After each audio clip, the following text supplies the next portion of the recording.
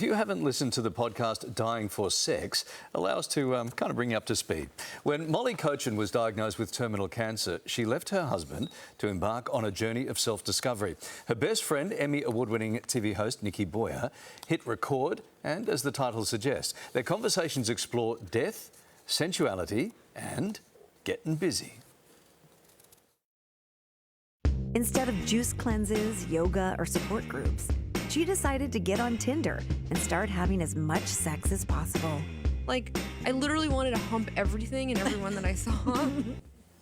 Released after Molly's passing, the podcast is honest, funny and emotional, but most of all, it's brave. And now the story of their friendship has inspired a new TV show starring Michelle Williams and Jenny Slate. I joined a dating app. You're immunocompromised. You can't just sleep with strangers. This is about how I feel, and I want to feel things.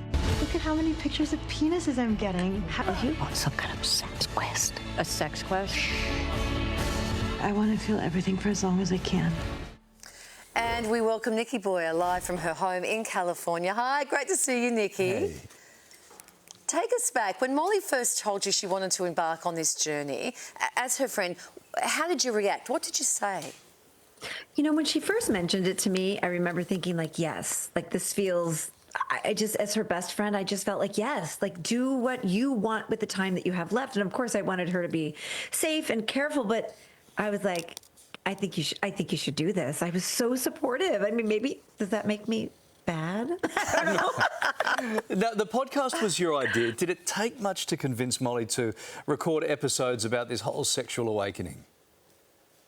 No, I love that you asked that because I was at the stoplight with her one day in the car and I said, I have an idea and it's about your life and it's called Dying for Sex. And she said, yes. Couldn't even get it out of my mouth. And so we started recording and she and I just, it was a good excuse for us to be quote unquote working together. So we just recorded as much as she could.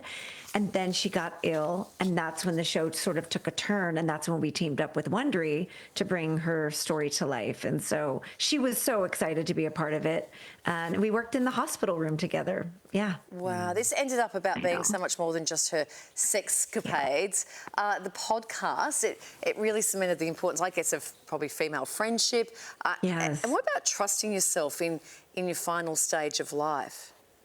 You know, it's so funny you bring that up is because I think we were in the hospital room, in her hospice room recording and still working together. And she was so eager to continue. Oh, I love that photo of her.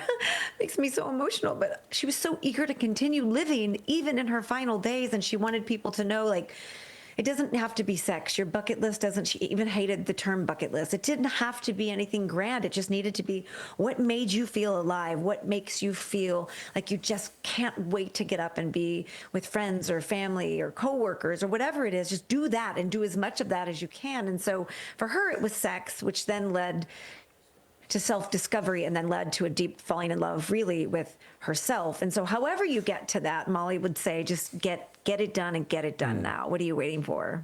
Yeah. I mean, you know that there are people watching this who just don't get it, right? Who just, what do you say to people to get them over the line to go, this was okay?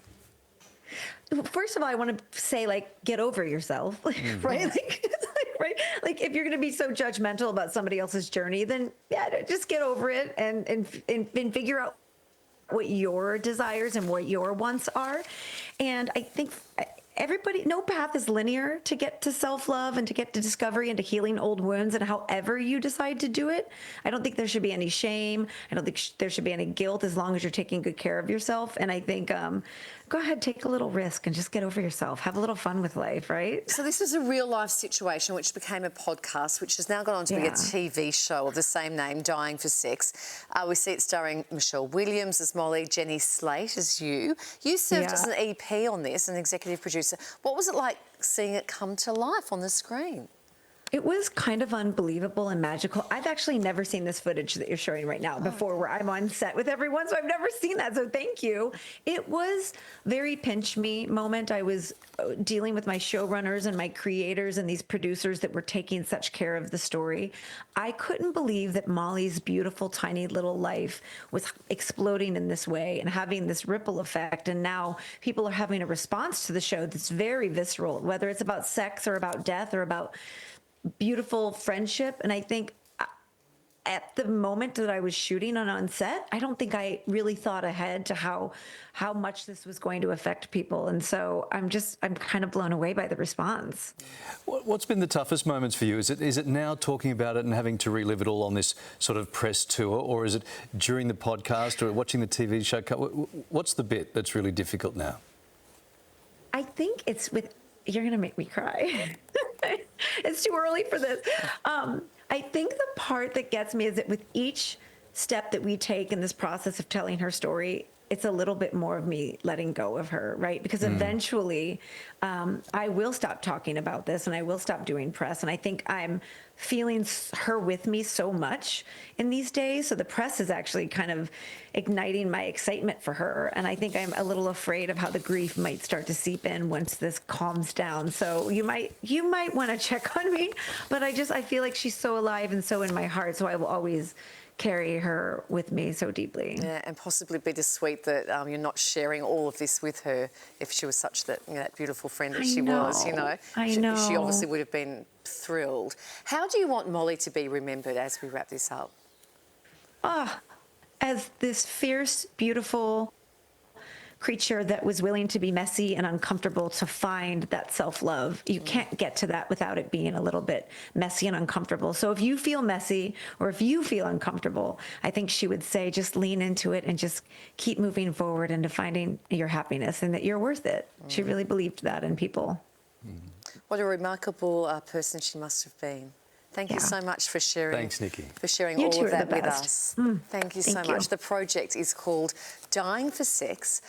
You can listen to the podcast or you can watch the show, the TV show. They are both available now.